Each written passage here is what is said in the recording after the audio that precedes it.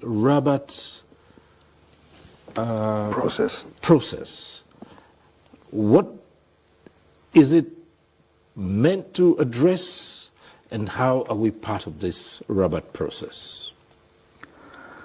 Well, you see, as a result of all these things that we have been explaining about, regular, irregular, and so on and so forth, some countries within both in Africa and Europe decided to come together to dialogue on the issue of migration and development.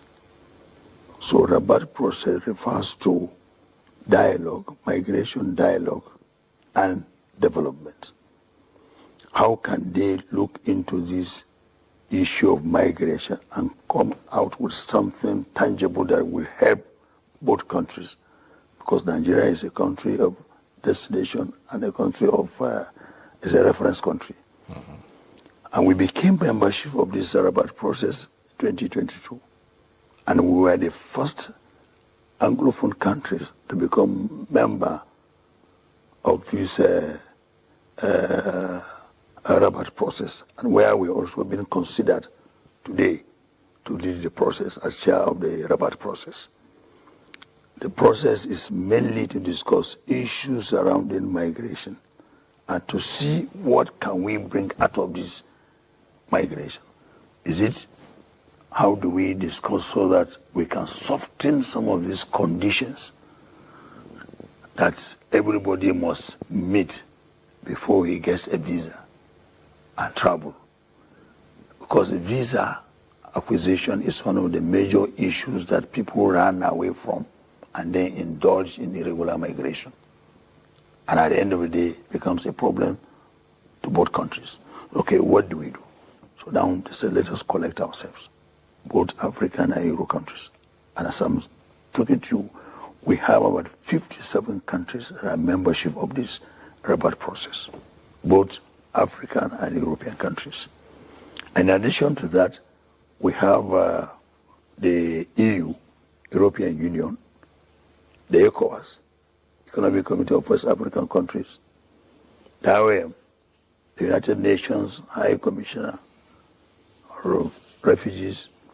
They are all, these ones are part, but as an observatory status, on an observatory status.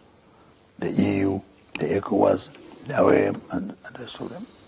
But the secretariat of the Rabat process are the ICMPD. Yeah, those are the secretariat. So Nigeria became a member, and not only a member, become member of the steering committee. And it was because it is a member of the steering committee, was able to become the chair of the Rabat process today. And in our meeting that was held in Portugal in January 2025, official handover took place. We took over the leadership of the Rabat process from Portugal, and it is a one-year issue. At the end of 2025, by January 2026, we'll also be handing over to Switzerland. Switzerland will take over from us in January 2026. And the main issue is to discuss this irregular and regular migration and to see of what benefit will it be to our country. If you discuss about migration and you resolve to say that you can have a bilateral relationship or meeting with another country to say that, okay, between we Nigerians and you, this is how we should handle this.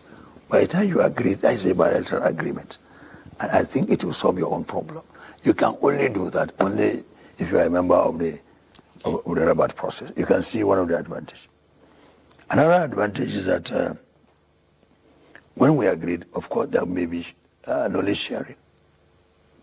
Okay, we can agree that, okay, bring a number of your students to come and study in my country. You can have an educational bilateral agreement between Nigeria and any other country. Or you can have on youth innovations, because this is our first thematic meeting. Okay. that is coming off Tuesday next week.